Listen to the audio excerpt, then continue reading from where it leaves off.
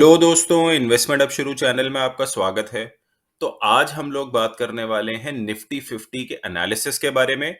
हम देखेंगे पिछले हफ्ते हमने क्या बात की थी और इस आने वाले हफ्ते में निफ्टी 50 में क्या हो सकता है। लेकिन उससे पहले आप सबको दिवाली की हार्दिक शुभकामनाएं और मैं उम्मीद करता हूं कि मुहूर्त ट्रेडिंग आपकी बढ़िया रहे। तो चलिए अब हम आगे बढ़ते हैं। सबसे पहले निफ्टी 50 के पिछले हफ्ते का एनालिसिस। पिछले हफ्ते निफ्टी एक ऐसी जगह पर खड़ा था जहां पर मैंने आपसे कहा था कि मुझे बहुत ज्यादा क्लैरिटी नहीं है कि यहां से निफ्टी डायरेक्ट ऊपर जाएगा या एक राउंड नीचे आने के बाद एक डबल बॉटम इस एरिया में बनाने के बाद निफ्टी ऊपर जाएगी। तो पिछले हफ्ते ये बहुत ज्यादा क्लैरिटी नहीं थी, लेकिन क्योंकि पिछला हफ्ता हो चुका है अब देखते हैं कि हुआ क्या है। तो निफ्टी यहां से डायरेक्टली ऊपर गई है। आप पिछले 5 दिनों का चार्ट, पिछले 5 दिनों की कैंडल देख सकते हैं जो कि लगभग बुलिश ही रही है हर दिन के लिए। अब अगले आने वाले हफ्ते में और स्पेशली आज के दिन जहां पर मुहूर्त ट्रेडिंग है, अब ऐसा बोलना तो नहीं चाहिए क्योंकि मुहूर्त ट्रेडिंग को बहुत ज्यादा ऑस्पिशियस माना जाता है, बहुत ज्यादा अच्छा माना जाता है। लेकिन आज और इस हफ्ते के स्टार्टिंग के वीक के कुछ दिनों में मैं काफी बेरिश हूं। मुझे ऐसा लग रहा है कि शायद निफ्टी यहां से एक राउंड नीचे आएगी, यानी कि निफ्टी यहां से थोड़ा सा नीचे आ सकती है। किस एरिया तक? या तो ये वाला गैप फिल करने के लिए जो हमें यहाँ पर गैप दिख रहा है, या निफ्टी इस एरिया तक भी आ सकती है, लगभग इस एरिया तक जो कि मैंने मार्क किया है। तो गैप हमारा लगभग 17,300 के आसपास में है और जो एरिया फिल होना है वो हमारा क्लोज टू 17,100 के आसपास मान लीजिए, 17,050 इस एरिया के आसपास में है। तो ये दो जोन्स हैं जहां तक निफ्टी वापस आ सकती है, जहां तक निफ्टी एक चक्कर नीचे आ सकती है। अब ऐसा क्यों लग रहा है? अगर आपने हमारी स्मार्ट मनी कंसेप्ट वाली वीडियो देखी है तो आप देख सकते हैं कि ये एक बहुत ही तेज इंपल्स डाउन मूव है जिसकी रिट्रेसमेंट मार्केट ने जाकर के पूरी की है। क्योंकि मार्केट ने इस रिट्रेसमेंट को पूरा किया है, ऐसा लग रहा है कि शायद एक राउंड नीचे आ जाए। निफ्टी 50 से ज्यादा क्लैरिटी ये चीज की निफ्टी, बैंक निफ्टी के चार्ट पे हो रही है। तो अब हम आगे बैंक निफ्टी के चार्ट पर भी जाएंगे और उसमें भी देखेंगे कि किस तरीके से पैटर्न्स बन रहे हैं। लेकिन जनरली जैसा बैंक निफ्टी बिहेव करता है, क्योंकि वो एक बहुत हैवी वेट सेक्टर है, निफ्टी 50 भी उस तरीके का बिहेव कर सकता है।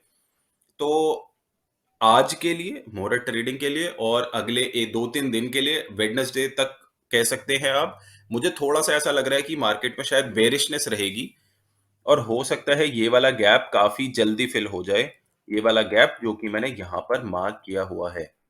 तो ये वाला एनालिसिस एक ही तरीके से इनवैलिडेट हो सकता है कि अगर मान लीजिए एक बहुत बड़ा गैप अप होता है और प्राइस इस स्विंग हाई जो मैं यहां पर मार्क कर रहा हूं एरो से, अगर प्राइस इस स्विंग हाई को तेजी से ब्रेक कर देता है एक बड़े गैप अप एनालिसिस के बाद, तब ही ये वाला जो मेरा एनालिसिस है बेरिशनेस का वो चेंज होगा, वो इनवैलिडेट हो जाएगा, यानी तब मैं बुलिश साइड की तरफ देखूंगा। लेकिन उसकी संभावना मुझे काफी कम लग रही है कंपेयर टू बेरिश जो सिनेरियो है उसके मुकाबले। अब हम देखते हैं सबसे स्ट्रॉन्गेस्ट सेक्टर्स को कि उनका बिहेवियर कैसा है।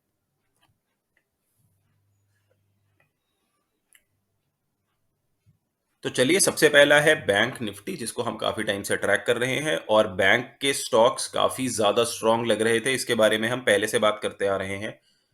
यहाँ पर एक बात हो रही थी कि काफी सारे लोग परेशान थे कि भाई कहीं यहाँ पर ऐसा हेड एंड शोल्डर बन जाए और उसके बाद स्टॉक्स गिरने लग जाएं। मुझे उसकी संभावना बहुत कम लग रही थी। ये मैंने आपको बात पिछले हफ्ते की वीडियो में भी बताई थी कि ऐसा चांस काफी कम लग रहा है।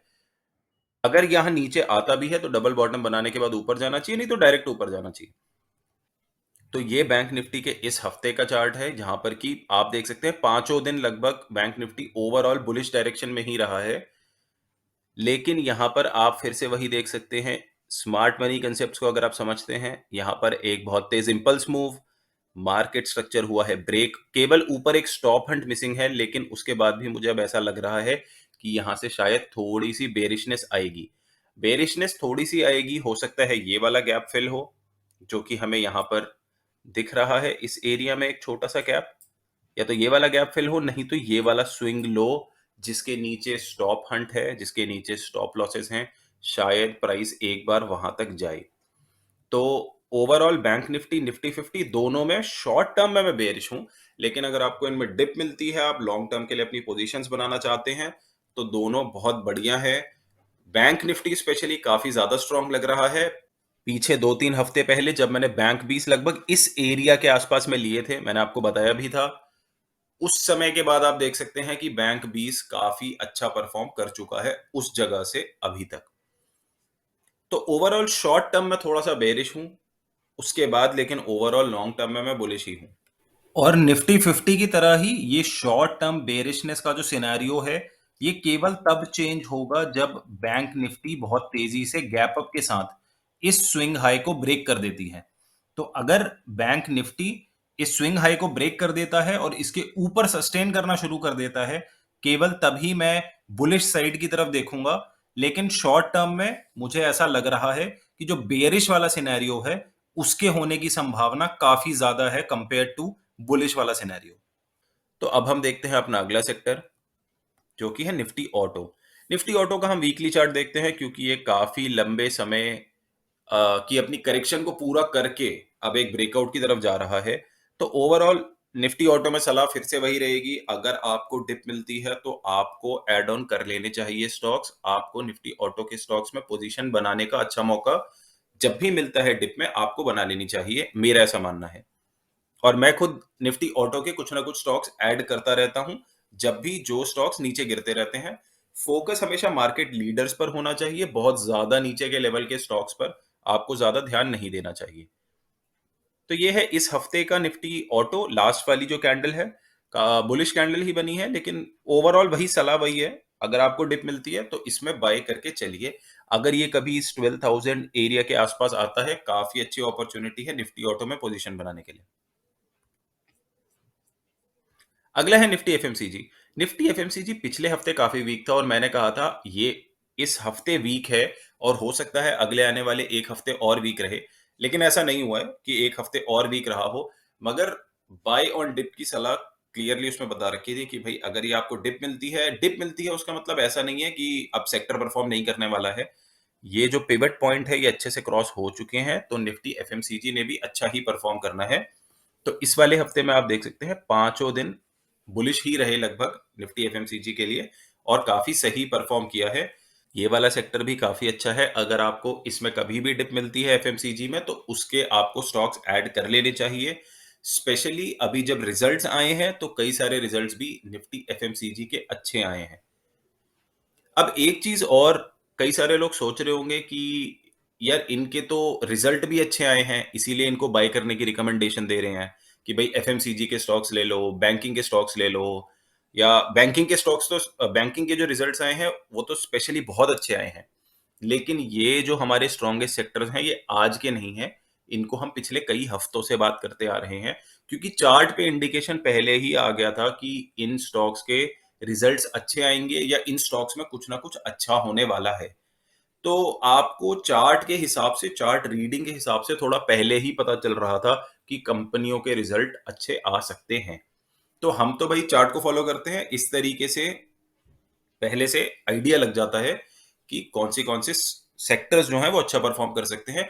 और एक चीज और, जो सेक्टर अच्छा परफॉर्म कर रहे हैं वो आगे आने वाले समय में भी अच्छा परफॉर्म करते रह सकते हैं।